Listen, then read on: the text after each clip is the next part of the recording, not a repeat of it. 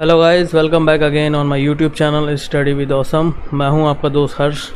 दोस्तों, आज के इस वीडियो में हम लोग बात करने वाले हैं वर्ल्ड लिटरेसी डे के बारे में, जिसे हम लोग कहते हैं विश्व साक्षरता दिवस। विश्व साक्षरता दिवस क्यों मनाया जाता है, हम इसके विषय में बात करेंगे। साथ ही साथ इस वीडियो में हम लोग बात करने वाले हैं पीआरटी टीचर्स के ट्रेनिंग के बारे में कि उनकी ट्रेनिंग किस प्रकार होती है और रियलिटी चेक में क्या क्या कमियाँ हैं। तो चलिए सबसे पहले देखते हैं विश्व साक्षरता दिवस के बारे में।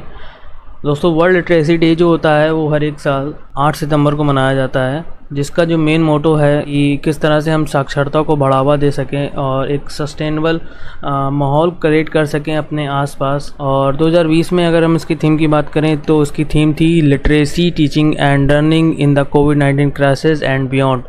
मतलब कि साक्षरता, शिक्षण और कोविड-19 संकट और उसके बाद किस तरह से जो शिक्षण कार्य है उसको बढ़ावा दिया जा रहा है डिजिटल तकनीक के द्वारा और क्या क्या विधियाँ अपनाई जा रही हैं इसके विषय में। दोस्तों, आज हम अपने मेन टॉपिक पर आते हैं कि पीआरटी टीचर किस प्रकार से उनको ट्रेनिंग मिलती है उनके कॉलेजों में और क्या क्या फैक्ट्स हैं, साथ ही साथ रियलिटी चेक हैं, वो जानेंगे। दोस्तों, आज आप लोग को जैसा पता होगा कि हर पीआरटी टीचर को बनने के लिए क्या करना पड़ता है, एक स्पेसिफिक प्रोग्राम डिज़ाइन किया गया है गवर्नमेंट की तरफ से, जिसको हम लोग जानते हैं डीएलएड के नाम से।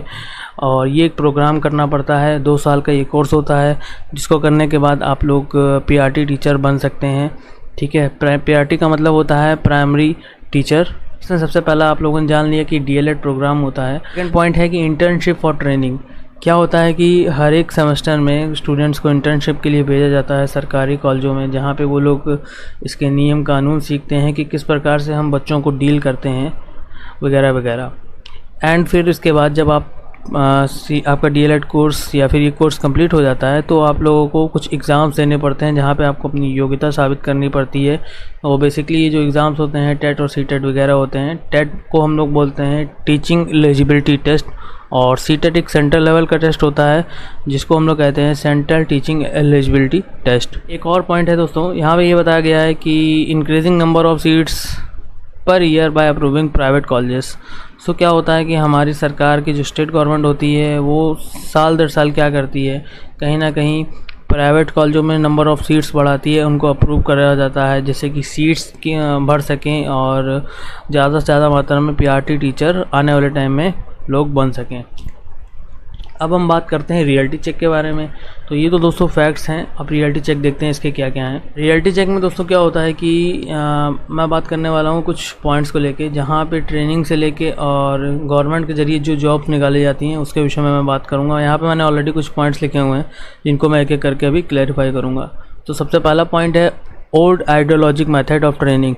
तो दोस्तों क्या किया जाता है, हम लोग को जब भी कोई स्टूडेंट पीआरटी टीचर के लिए कोर्स ज्वाइन करता है तो उसको एक आइडियोलॉजिक मेथड से ट्रेनिंग दी जाती है, जहाँ पे उससे पर सेमेस्टर क्या किया जाता है, असाइनमेंट और प्रोजेक्ट्स वगैरह बनाए जाते हैं, जो कि मेरी समझ से एक तरीके का कार्य थोपा जाता है स्टूडेंट्स के ऊपर, जहाँ पे उन्हें ना चाहते हुए भी कई प्रकार की फ़ाइलों को तैयार करना पड़ता है, जिसको बाद में जिनका अगर देखा जाए कोई काम नहीं आता है। ये जो फाइल्स होती हैं या तो ये रद्दी के ढेर की तरह एक स्टोर में किसी भी कॉलेज में जाके बंद हो जाती हैं, जिस पे स्टूडेंट्स क्या करता है, जी जान लगा के मेहनत करता है। तो इस आइडियोलॉजिक मेथड को चेंज करना चाहिए, जहाँ तक मेरा सवाल है, मेरा अपना पर्सनल ओपिनियन है। दूसरी बात है कि दोस्तों यहाँ पे poor education given by college to students. दोस्तों जो एजुकेशन का जो लेवल होता है वो काफ़ी ज़्यादा पुअर होता है। आई मीन जो टीचर्स होते हैं वो प्रॉपरली क्या होते हैं, बहुत सारे कॉलेजों में वो पूरे वेल ट्रेंड नहीं होते हैं एंड वेल ट्रेंड नहीं होने की वजह से उनको उच्च प्रकार की शिक्षा नहीं मिल पाती है। और दूसरे कॉलेजों में क्या होता है कि कई तरह के एजुकेशन से हट के सेमिनार्स ऑर्गेनाइज़ किए जाते हैं और बहुत तरीके की चीज़ें होती हैं जहाँ पे स्टूडेंट्स को फेस करनी पड़ती हैं। तो वहीं पे कुछ कॉलेज ऐसे भी हैं जहाँ पे आपको बहुत अच्छी ट्रेनिंग दी जाती है और सारे जो टीचर्स होते हैं वो बहुत ही ज़्यादा वेल एजुकेटेड होते हैं अपनी अपनी फील्ड में। नेक्स्ट है कि improper facilities in government schools for a primary level. So दोस्तों जब ट्रेनिंग के लिए स्टूडेंट्स को भेजा जाता है प्राइमरी लेवल के स्कूल्स में, वहाँ की जो इंफ्रास्ट्रक्चर होता है वो बहुत ही ज़्यादा ख़राब होता है। कहीं पे उनमें प्रॉपर साफ़ सफाई नहीं होती है, क्लीननेस नहीं होती है और बोर्ड वगैरह और जो भी इंफ्रास्ट्रक्चर होता है उसका पूरा ध्यान नहीं रखा जाता है। तो एक ये भी एक रियलिटी चेक है दोस्तों, क्योंकि डीएलएड के जो भी ट्रेनीज़ होते हैं, जो भी स्टूडेंट्स होते हैं, उनको ये चीज़ें बहुत फेस करनी पड़ती हैं जब भी वो लोग इंटर्नशिप के लिए जाते हैं। नेक्स्ट है कि conducting many exams for government job on the basis of merit.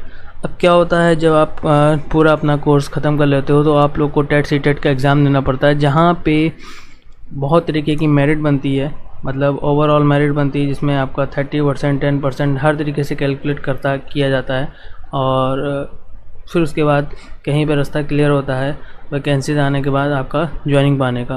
Next point है दोस्तों, नो वैकेंसी प्लान, मतलब किसी तरह का कोई भी वैकेंसी प्लान नहीं होता है गवर्नमेंट की तरफ से, जहाँ पर स्टूडेंट्स को क्या कर सकें कि प्रॉपर इम्प्लीमेंट करके उनको पीआरटी टीचर्स बना सकें। क्या होता है दोस्तों, ये एक पॉलिटिकल एक इशू बन जाता है, इसको एक पॉलिटिकल रूप के रूप में गवर्नमेंट्स क्या करती हैं, इसे यूज़ करती हैं, जहाँ पर हर 5 साल बाद क्या होता है, एग्ज़ाम कंडक्ट कराया जाता है, वैकेंसीज निकाली जाती हैं, तो कोई प्रॉपर प्लान नहीं होता है। शायद दोस्तों slow working relating authorities who were conducting exams. So जो वर्किंग स्टाइल होती है अथॉरिटीज़ की, वो भी काफ़ी ज़्यादा स्लो होती है, एग्ज़ाम्स काफ़ी पेंडिंग पड़े रहते हैं और वैकेंसीज फंसी रहती हैं, उसके इनके जो मामले होते हैं वो कोर्ट में चलते रहते हैं। जैसा कि अभी हमारे सामने एक प्रेजेंट मामला है 69,000 वैकेंसीज़ का लेके, ठीक है, तो एक ये भी कारण है। नेक्स्ट है money making business and a student feeling that it is the biggest mistake of his life.